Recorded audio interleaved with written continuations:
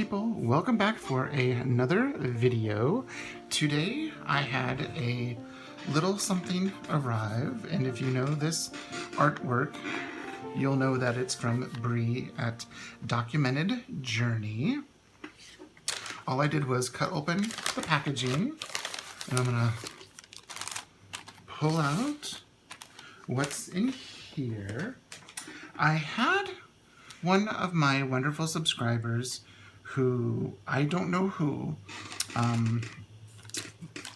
because I wasn't given a name, and what they did was they contacted Bree and bought a gift card for me in the amount of $50. This is something I didn't ask for. I didn't know who it is, but if you are watching, I just wanted to say a thank you because it led to this item coming here. As you can see, it looks very similar to this size. I've moved back into the personal traveler's notebook size, and I've been using my Chic Sparrow, the brown leather, and I have been using my Foxy Fix since I've moved back in. And I wanted to get something in the cork, so that way I could have all of the notebooks that I'm using in a vegan notebook. So, enough talking, let's open this. And Bree uses the cutest washi tape. And that is her business card. If you go to documented.journey on Instagram and Facebook, or her webpage is documentedjourney.net. So, let's see what we got.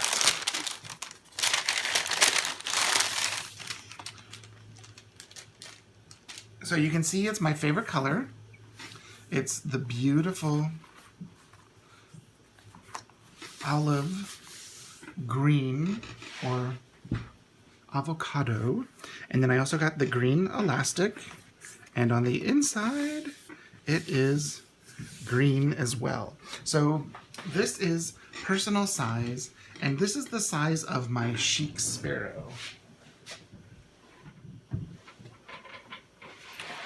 I wanted something the same width and the same height of my Chic Sparrow. They don't make this size notebook anymore. So you can see we have the same width and the same height. And I wasn't sure if I wanted elastics in it or not, so I just didn't have Bree put them in. But if I want to, I'll just do that myself, because I have elastic and I have a punch that works on leather and felt. But let's see. There is a way where I can get most of what I have in here to fit. And it might mean I need to get some elastics.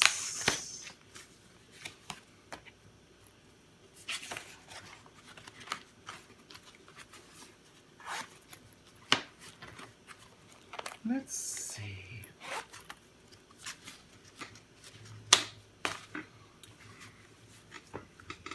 So here's my grid insert.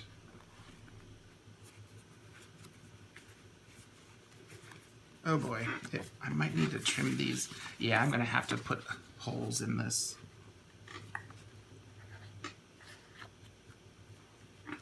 Yeah, I should have maybe had her make it a 1/4 inch taller. Okay, so what we're gonna do is we're gonna put holes in this, and we'll be right back.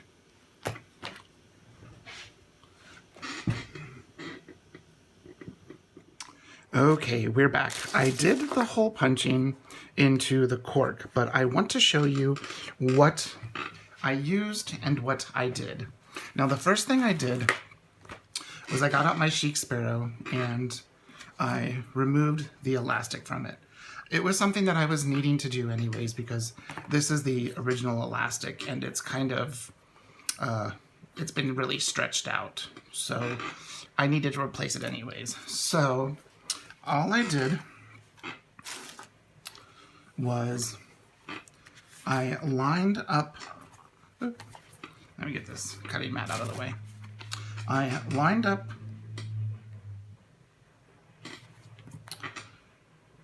the traveler's notebook that Bree sent me, where the center is going to be 5, which the center of this is, because they're 10 inches in width when they're laid out. And I laid this on top and just marked where the center hole was. And I used this device. This is a hole punch for leather, for cork, for materials like that. And I've shown it on my YouTube channel many a times. It comes with a variety of different tips, from really, really small to really large. This one, let me get the cork out, the little hole of cork. There we go. This one is roughly 2 to 3 millimeters. It's about the same size as the hole that Chic Sparrow uses. So that's, and also like Foxy Fix uses, and because you can see these others are really, really large. You don't want the hole to be too small, but then you also don't want the hole to be too large. If it's too small, your leather or cork will bunch. If it's too large, your leather or cork will bunch, because you'll have to tighten the elastic too much either way, and then you'll get that weird little pucker that you have at the top of the traveler's notebook. So I used this, got out my hammer, pound, pound, pound, pound, pound, pound. It does take a few times to go through the cork because you've got different types of materials. And then I have this old magnetic We Are Memory Cutters, or We Are Memory Keepers cutting board, and it's the one that I use for stuff like this. Usually, most makers, when they're doing this, they either have a punch that punches out the leather that also punches the hole, or if they do this, they don't do it the old hammer way. They've got fancy handheld devices that punch the holes. There's an old video of Ray Blake, and there's also an old video of Jennifer at Chic Sparrow using one of these, like way back in the day, like in 2014 or so. And I just got it on Amazon. It was a couple of bucks. Came with a variety of different tips, and this is the only one I've ever used. So I have this. It's an awl. It's from We Are Memory Keepers. It came with the same kit that this came with. It came with like an X-Acto knife and all, tweezers, this cutting board, a magnetic ruler. I don't know, I got it at Target like in 2013, 2014. And I did that just to help clean out, because you do need to clean out the remnants in here. Otherwise, you know, it'll get blocked up and it won't work anymore. So I did that. Now I need my elastic. So this kind of turned into a unboxing tutorial. So what I do is I take and measure 1, 2, 3, 4, and I measure a little on the long side. Oh, and it also came with these scissors, the We Are Memory Keepers thing. That's why I still have these cute little pink scissors. I measure a little on the long side because I want to make sure that I have enough to tie the knot. Now, there's a lot of different ways that people do the elastic. A lot of times, manufacturers will put the knot on the center, I tend to make it so the knot is on the last loop. And the reason being is the two elastics in the center, they tend to kind of do this, and so you never get like a really straight line, and so then you're adding all of that bunching at the holes at the top, and then you have like the knot here for the closure, and then another knot, so you have all of that stuff in the center. So I like to put it on the last hole. And another reason why is that's usually where I have like a folder or a zipper pouch, and I might not have an insert on that elastic, so I'm not worried about the hole affecting my insert. So there's so many different ways that people do this. What I do is just go in the top,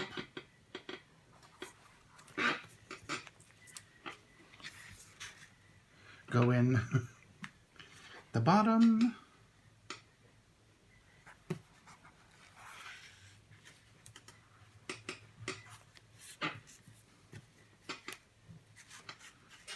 so this is going to be one of the ends that I tie. So see how I kind of made like an S. Now I'm going to do the same thing. I'm going to go in the center, or the outside left at the bottom. Then I'm going to go in the center.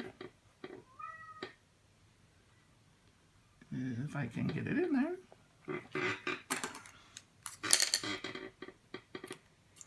I'm going to cut it to a little bit of a point. There we go. Then we're going to continue in the center at the top. So see, you have elastic with no knot, two elastics with no knot on the center, and then this goes through the top again. And this is the way I always do it. For some strange reason, every single tutorial on YouTube has you tying at the center. I always have it tie at the end. And I think because like the person that really made the 4 elastic famous was Jennifer at Chic Sparrow. And I think that's why, because in her tutorial, she does it in the center, and so I think everybody does it in the center. Now, one thing that I do like to do, you'll see here that these, and it happens with all elastic, they're a little frayed. I just take a lighter out, and I don't actually touch the elastic, but I get really close to it to melt those so it actually seals them. Now, since I normally don't put elastic in cork, I don't want it to be too tight, but I want it to have tension. So the easiest way to do this is just tie your knot left over right, right over left, and that way you'll get a good secure knot that isn't going to come out. I can't remember from Weeblos what that knot is called, or Boy Scouts, but left over right, right over left, it gives you a secure knot. And then what I'm going to do for right now is leave it a little on the long side, just in case I choose to loosen it or whatever. And then I'm going to do the same thing with the elastic that I put on. I'm going to just make sure. See, I'm not actually touching the elastic with the flame. I'm just getting it close to it to seal the end of the elastic. And now I've got 4 elastics in here, and I need to figure out Oh, and someone will probably ask, this is just 2mm brown elastic that I got on Amazon. I got this huge roll for maybe $6.99, $7. And I also have a black one because the majority of my traveler's notebooks are brown or black, and so that's why I got this.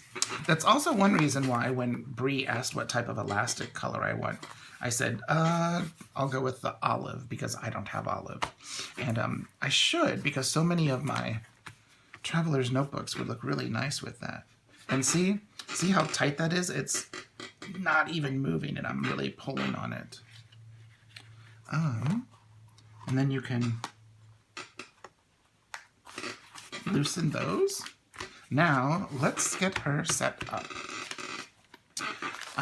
I might use a zipper pouch. I might not. I haven't decided because I'm not using this as a wallet. I definitely need my January. I need my grid. I need my monthly. And I want my folder for sure. And my writing board. And my little stickers. So let's start with that first. So the way I like to set up my traveler's notebook, I always have my monthly insert, my monthly planner on the first elastic.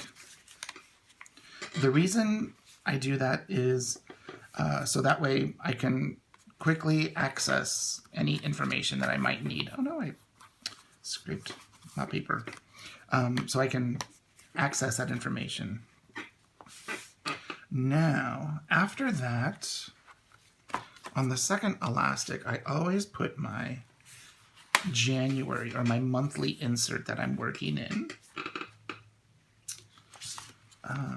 The way I had it,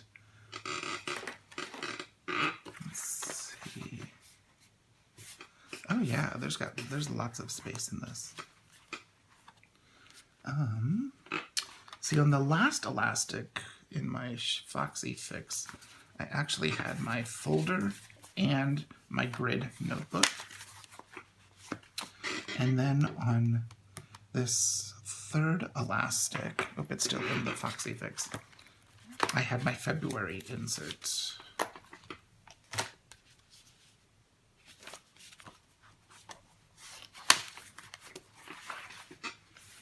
There we go. Now, I wonder, it doesn't quite fit. 6, it's a little bit on the tall side, this writing board. I might trim it down, we'll see. But we'll put that in the back for right now. And we're gonna put my, actually I'll put one in the front. And one in the back for right now.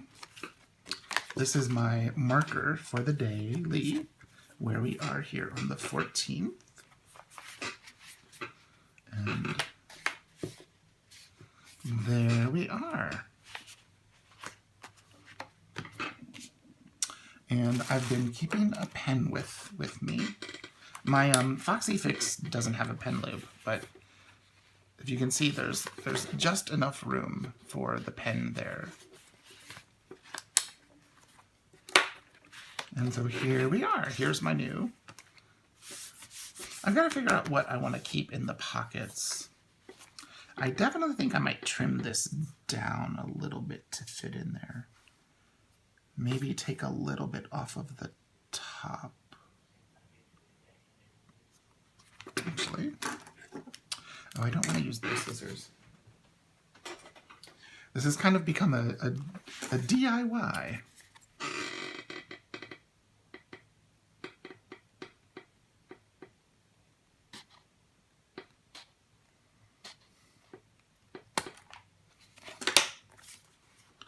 Now, like in the last video, it looks like that looks like the medium size one. Yeah. Might be a little bit. And so you see I've got my full ruler. Got all my tools out. Yeah, that looks like that's going to fit in there. Perfect. And that will also give it a little extra structure. So there's a writing board in the back. Yeah, that gives them a nice amount of structure. And then I can put both of these up in the front. Look at that. So I have another option for my traveler's notebook. And if I wanted to, I did have a zipper pouch in the front. I think this Trader Joe's one looks really nice with this. So this is what we're going to have for right now. I've got my dot stickers. I've got my Trader Joe's zipper pouch from Keely Reichman. And mine is a little bit different. I had her put card slots on this side. So you've got your card slots on this side with a pocket and the zipper. Oh, I've got some elastics in there. I did not know that. And then I've got card slots here and another slip pocket. Then we have my January monthly, my February monthly, my craft text folder from Taroko Shop, my grid insert that I made, some post-it notes. These are from cloth and paper, and then a writing board at the end. So there you go. There was a quick little unboxing and DIY of my new Traveler's Notebook folio from Bree at Documented Journey. I will link Bree down below in the description box if you're wanting anything from her. This is not sponsored. I don't have a code. Just, go order if you feel so inclined to. So there we are. If you have any questions, please leave a comment down below, and I will get back with you as soon as I can. Thanks so much for watching. Bye-bye.